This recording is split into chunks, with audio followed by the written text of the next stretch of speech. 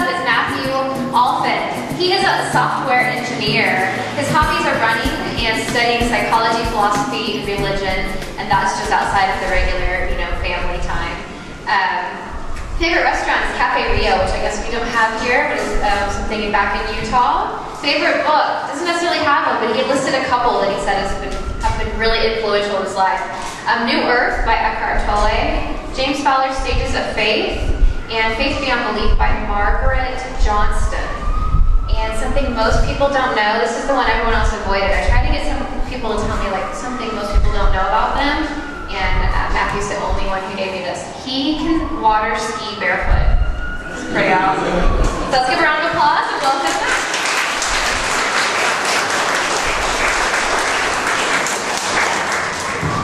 Thanks, guys. I'm actually feeling a lot of pressure since I know all the food's over there waiting. So kind of just get through this. And maybe I'll wait. Can you guys hear with that going on?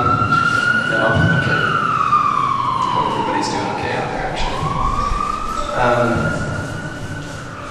So yeah, I'm not a great public speaker. So I have extensive notes here, and I'll try to stick to them so that we can get through this in the amount of time. First of all, I'd like to just say that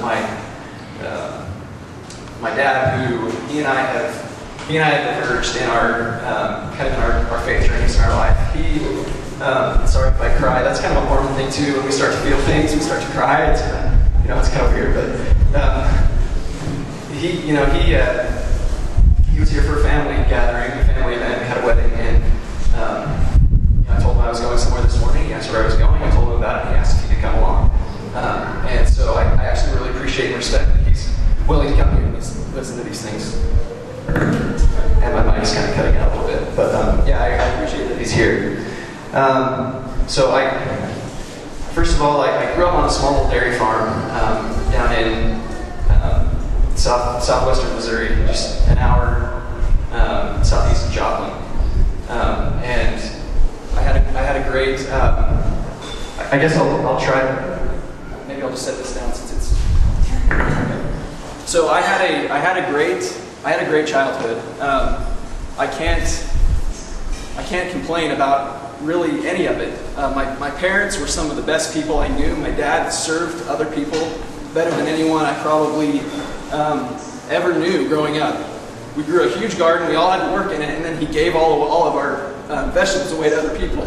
I mean, it was just, I had my feelings back then about it, but it was just the most selfless thing. So I really appreciated that upbringing that I got. I was raised in the Mormon church, and my early perceptions of life began before I could probably even talk. We're taught very early on in the Mormon church that, that there are rules and there are essential truths.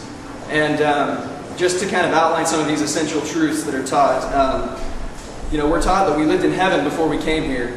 We're taught that we had a heavenly Father who came up with a plan for us so that we could become more like Him.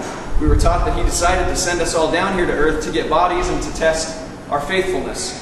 We're taught that since there's some universal law that says we can never live with Him again if we sinned, and He knew we would sin, we would need a Savior. Jesus volunteered for this and said, I'll go down and pay the price for their sins, and the glory is yours. We'll give them all the rules, but we won't make them follow the rules. We'll give them the choice. Satan volunteered and said, I'll make everyone obey, and nobody will be lost, and take the glory for himself.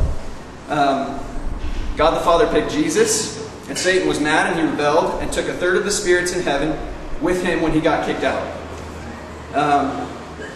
Jesus then managed the creation of the earth as part of the plan, and once it was populated with people, Satan and his host of fallen spirits moved in to try and cause as much trouble as they could. And they are the source, basically, of the evil and deception and temptations that we face here on earth. So these are some of the basic things from as small as I can remember that I was taught in this church. And then God gave us rules in the Scriptures, and He gave us prophets to tell us, what God wants us to know and do today. And if we perform all the appropriate ordinances and live a good life, following the rules, we'll be saved in the highest, one of the highest three kingdoms of glory, in the highest, which is the celestial kingdom.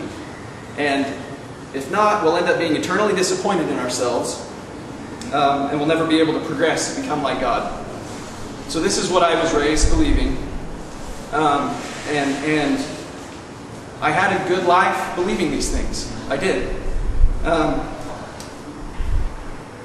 As a kid, I was really good at following rules. Actually, I was a good kid. I was thinking about this, and I loved Lego. I loved Legos, and what little kid didn't love Legos, right? But I loved them, and I'm realizing there was a good reason for that, because you got this box with this shiny picture of this vehicle or something that you would have in the end, and then you were given a set of rules to follow. Step 1, step 2, step 3, and then you'd have this cool toy in the end to play with. And I was so good at following the rules, it was like, other kids might get Legos and they would build something that wasn't even remotely like what was supposed to be on the box. That wasn't me. I was like, I want that, and I'm going to follow every step to get it. And this, I'm realizing, affected how I viewed the world, and what I was told was there when I died. So later in my high school years, I was so into following the rules that I realize now, looking back, that I think I alienated a lot of people, because I was so convinced that I knew how to get what I was taught would be there for me in the end. And so after high school, as every Mormon is taught, you're supposed to go out and try and share your beliefs with others to spread the joy to them, right? And so I was to serve for 2 years as a missionary for my church. I got into the missionary training center where they teach you how to go out and be a missionary. And after about a month, I came home because of depression. I had no idea why. I didn't know what I was going through. But it was really one of the most devastating things I've ever gone through. My world turned completely upside down. I didn't feel like I had done anything wrong, and yet I was treated as if I had failed in some way, or at least I perceived I was being treated as if I had failed in some way. I did have a lot of support from my family. Even though they didn't understand it, and they didn't know how to grasp what I was going through. But I came home because I was depressed and anxious, and something was just not right. And some counselors helped me cope, and I had some medication help me cope, but nothing ever really got to the root of the issue. And then finally, a couple of years ago, after some on and off battles with these kinds of things, I got married. I love my family life. I've been going to church on and off with my family. But a couple of years ago, something finally surfaced that helped me realize what was going on in my mind. And it's wonderfully summed up by a statement in Thomas Paine's Age of Reason. And it says, "I do not mean by this declaration to condemn those who believe otherwise. They have the same right to their beliefs as I have to mine. But it is necessary to the happiness of man that he be mentally faithful to himself. Infidelity does not consist in believing or in disbelieving. It consists in professing to believe what he does not believe."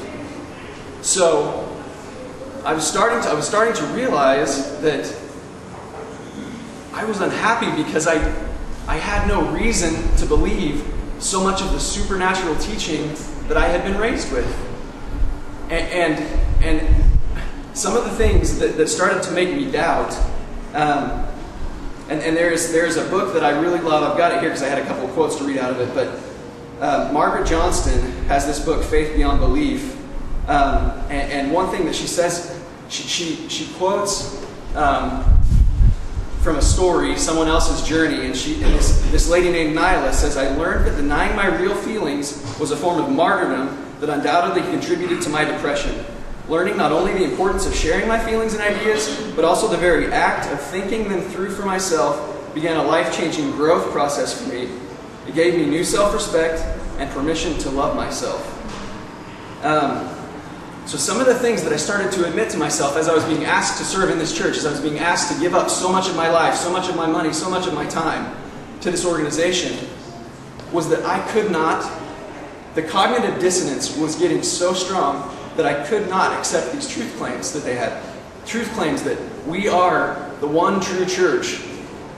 I actually started to look out, branch out, look at other churches, and I'm going, wait, the Jehovah's Witnesses say that same thing. Why should I believe, should I just believe that by coincidence I was born into the 0.1% of the population that actually has this one truth, and that this one truth is absolutely essential, and yet the other 99.9% of the population are not ever going to have this in this life? And they have these ideas that, well, that's why we're working so hard to save all of them in the temples. We do this work for them so that the dead can be saved. And I want to go, why? Why do we... The whole thing just seems so illogical to me. If this is all so important, then why do so few of us have it here and now? And the rest of them have to get it in some hypothetical afterlife that I've never seen. Some people say they had a near-death experience, but I've never been there. I've never been there, so I have no reason to believe this for myself. So there was truth claims. There's the spiritual epistemology that we know certain things, and the way that we know them is by the Spirit. It's the spiritual feeling that you have. And this epistemology started to just seem terribly dangerous to me. I see some of the things that people do in the name of religion, and I start to wonder about the validity of this. And, there's this exclusivity that, people can doubt what we believe, but we don't necessarily want to be around them. There's questionable ethics in the historical church, claims to divine authority, the infallible servitude. Our leaders, they're inspired, we just follow them, we just listen to them. There are these issues of history. I started to look into some of the history of the church, and I realized it wasn't so perfectly, there just seemed to be whitewashing. There's this correlation that goes on, and they hide the difficult things, and then they teach you the good, heartwarming things. But I started to realize more and more I just wanted the truth. I can make up my own mind if I just have the truth. And there was a lack of an outlet, I realized, in our church over the last couple of years. I started to realize there was a lack of an outlet for people in my situation. I sat with my bishop, who was our church leader, local church leader, one day, and he had called me in because of a comment I had made in a class, and he said, Matt, I asked him where I had gone wrong, what I had said, and when I pointed out to him, because he said, I don't really remember what you said, I pointed out to him, he said, Matt, some people just do not need to question. And that raised a little bit of a red flag for me. So, I suppose, since I'm needing to wrap this up, I hope I've kind of made it clear why I'm here. And I wanted to be vulnerable and open so that as I connect with a lot of you, you can know where I am, you can know where I'm from, we can share things with each other, we can help each other along the way. I thought I would just end with a couple of let me read one thing from this book here. So toward the beginning, in the introduction, Margaret says, "Some will say that we need not dissect religion as specifically as I do in this book. It is time we get down off our high horse about the sanctity of religion and talk about it in an intelligent manner, one that respects our rational intellect but also acknowledges the unknowable aspects of our existence. In my heart, I can feel our fractured society crying out for this message." And there are actually good men in the church. One of the reasons I was able to come out on this journey was a man named John DeLynn is doing amazing things in the Mormon church by dispelling myths about why people leave and getting rid of some of the social stigma for people who leave. Some of those myths are, one, they were just offended by the church, by someone. Two, they had a desire to sin. Three, they never had a testimony to begin with or believed in anything the church taught. Three, I just did 3. 4, lazy. They're lazy or they stopped praying or reading their scriptures. 5 is that they studied anti-Mormon literature. None of these were true for me, but that's what the conclusion a lot of people jump to. So my current view of religion is influenced a lot by academics like Joseph Campbell, Paul Bloom, a Yale professor of psychology, Jonathan Haidt, who has done some amazing work on morality and psychology. Robert Wright is actually doing this amazing study of Buddhism at Princeton right now.